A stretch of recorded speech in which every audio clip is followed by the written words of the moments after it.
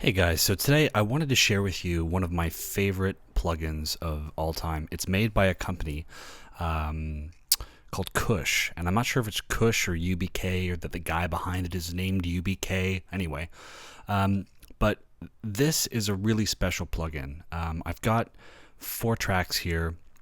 One is a Rhodes melody, Fender Rhodes melody that I just wrote. Another one is a kind of thicker drum sample. I've got another one that is sort of orchestral, and the final one is going to demonstrate the plugin's kind of stuff in a kind of mastering or mix bus way. So instead of instantiating a plugin on just one specific aspect of the song, like drums or vocal or whatever, I'm going to put it on the entire stereo mix of one song here. So let's start off with this this little piece that I just wrote for this video. This is the Clarophonic parallel equalizer. It's called DSP MkII. There was a Mark I, I think somewhere around halfway through last year. It got updated to include a bunch of other really cool features like mid-side processing and dual mono and stuff. I think it was only a stereo plugin before, but I might be wrong. Anyway, it doesn't matter. I guess I should explain what this plugin does. If you know anything about bus compression, this is the idea that you take, let's say, some drums and you feed them into a return track or an aux track that has a compressor on it, and then you send that back to the track. It's a return, right? And then you sort of blend the squashed compressed signal with the dry signal, and you get this bust New York style compression. So you get the best of both worlds, the original drum signal and a split compressed signal coming back, and you have what's called bust compression. It's sometimes called New York compression. I don't really know why, but whatever. That's what this is doing, except it's not going to a compressor. It's going to an equalizer that's been very finely tuned and sort of finely made by the guys at Kush. So you don't have to worry about which bands you're going to be accessing, 8K, 9K, 10K. That all happens within these engines here, the Focus and the Clarity engine. And because we're dealing with stereo, stereo is 2, right? We have this section here and this section here. They're just mirror images of each other. There's different information, obviously, with stereo, but what you'll see here is if I turn the focus knob, the other one turns. Same thing with the clarity knob. So I'm going to shut up and I'm going to play what I just wrote dry, this little Rhodes melody, and then I'll bring the plugin on and we'll hear how it sounds.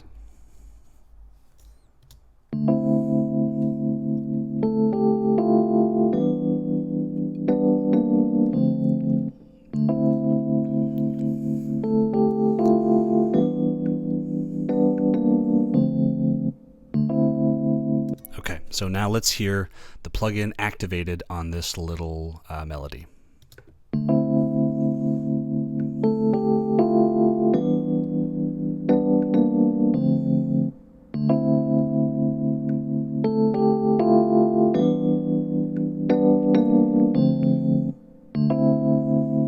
And let's do an A-B comparison.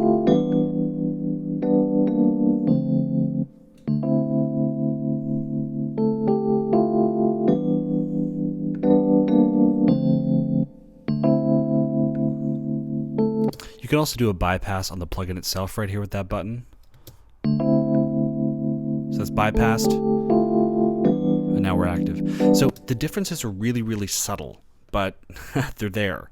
Let's just quickly explain what's happening in the Focus engine. So these little switches here, lift, apparently this activates the lowest band, the mids, so 800 hertz and up. Open down here, that activates the next band, so the upper mids, 3K and up. And then tight and diffuse. Tight is a bell curve, and now we're talking about equalization curves. And then diffuse, I'm not really sure, that's a shelving plateau curve. And yeah, so that's what that does. And if I hit out, that's kind of like a what do you call it? It's a bypass, so it's not working anymore. Okay, so on the other side, the clarity side, this is kind of tricky. I mean, this is one of those things that just it's better heard than explained some things are best experienced, and this is kind of one of those things. So apparently what this is doing is we're getting into, excuse me, super, super high frequencies that were fixed in and cooked in to the Clarophonic plugin here. So presence, if we have that activated, that's cutting through 5K apparently. Sheen at the bottom, if we switch it down, that's old-fashioned treble, it says in the manual, at 9K. Out is obviously our bypass, right? And then we have shimmer and silk. And shimmer refers to electricity, and they've got 19K here. And then silk is at 39K, which is kind of crazy because apparently we're only supposed to be able to perceive frequencies somewhere, you know, in the bounds of 20 to 20K. 20,000 hertz. So this is 39K. Anyway, let's keep messing with it, and you can hear, now that you know what these engines are doing, you can hear it.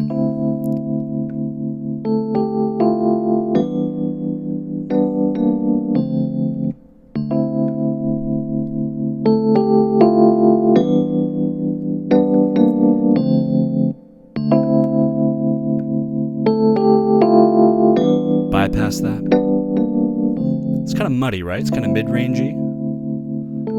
Take it off, we get the clouds kind of part. Now, one thing to note is that the manual says not to go too far on these, because if you're having too much fun, it'll sound really amazing and your ears get used to it, but it'll sound unnatural when you bring this single track back into a mix. So what Greg, I forget his last name, but anyway, it was Greg something. What he says to do is to get to a spot on either engine that you really like, and then just dial it back by half. That sounds kind of crazy, but I've done this before where I have the plugin on my mix bus, and I love it, and then I come back to it an hour later, and it just sounds like really high frequency, tinny, sort of crispiness that sounded really good when I was mucking around with the plugin, but it's just really kind of aggressive on the ears later. So let's dial it back. Let's dial it back. Oh yeah, there we go. So I mean, the difference to me there is really, it's subtle, but it's apparent. All right, let's put this on a drum track. So I have just a, this is, I think it's like a hip hop kind of beat. And let's bypass this again. I'm going to shut everything off. So really simple stuff. Let's take it out of bypass and let's start tweaking. So you hear the hi-hat is getting a little crispier. Kind of opens up, isn't it? Now I've got these volume sliders here. I've got these sliders kind of up just so the computer output that's going into my screening software is hearing what we're doing. I know we're going to the red here. This is just for demonstration purposes.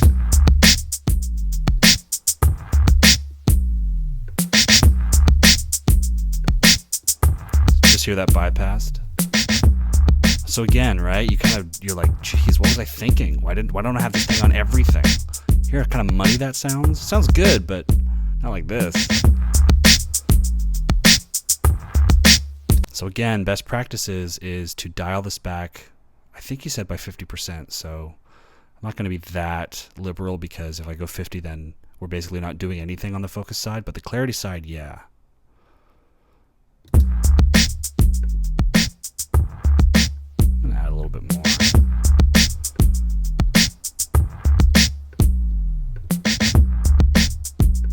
You miss it, eh? Okay, now let's use the plugin on a orchestral sample. I've got a little bit that I wrote in here with Sonokinetics Capriccio, which is a super amazing orchestral library. It's a phrase library. Maybe I might have to add a limiter here just to get the sound to where I want it for this demonstration.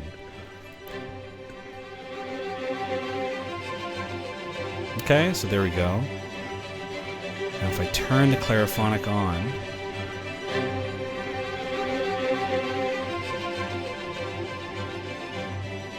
so I've already got it on there. Oops.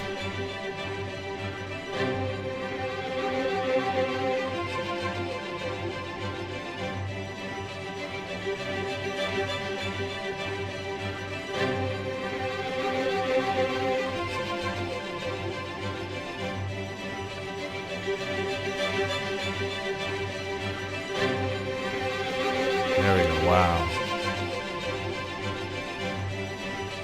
Just turn that up so you can hear it when I bypass it. So again, it just kind of, almost like it just, like the whole track just takes a nap. And then we just wake it up with the bypass. That sounds so cool.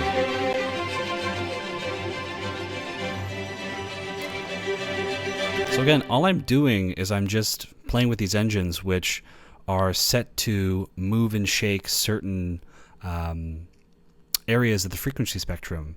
And these, you know, the tight, shimmer, silk, all that stuff, or the tight and diffuse, that's just, you know, that's just the shape of the curve that I'm applying to the spectrum. Now, we can't see what's really happening because there's no kind of graphic equalizer built in, and that's kind of a good thing. I think you should be using your ears and not you know, staring into an EQ. But let's stare into an EQ. Let's put the EQ8 on just to see exactly what's happening.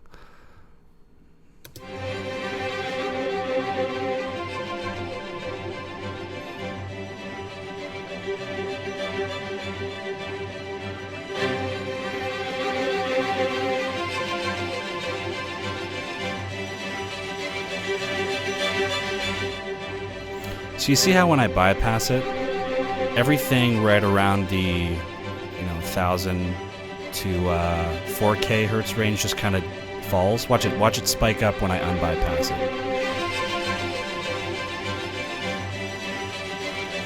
So it goes down.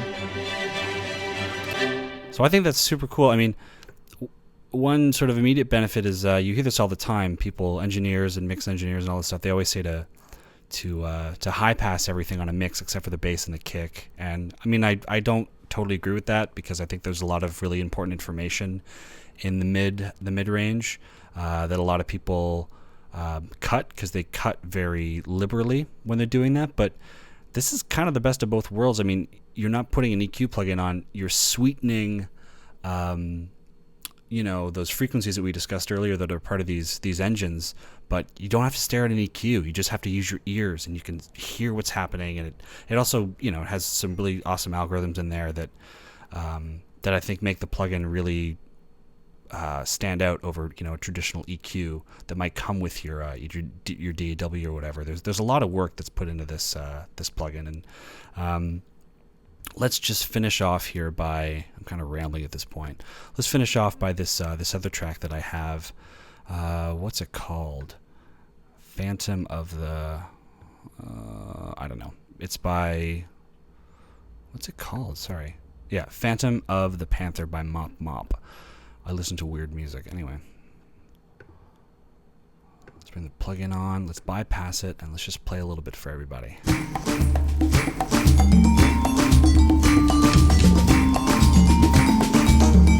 Now the plugin's not doing anything.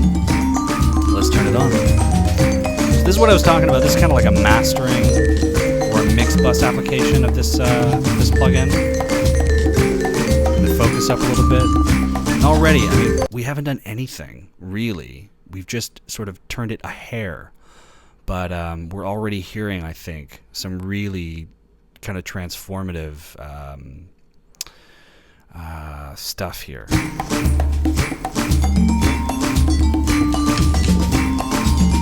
Really shaping the sound. Now let's go to the clarity engine.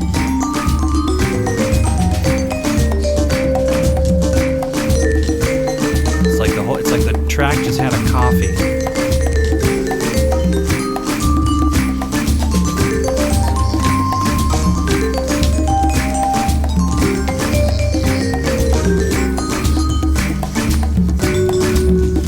Take it to the limit and go overboard. Wow. Now you get kind of used to that, so if I want to bypass it, just to make sure I'm not going too far off the path here. And then unbypassed. Wow.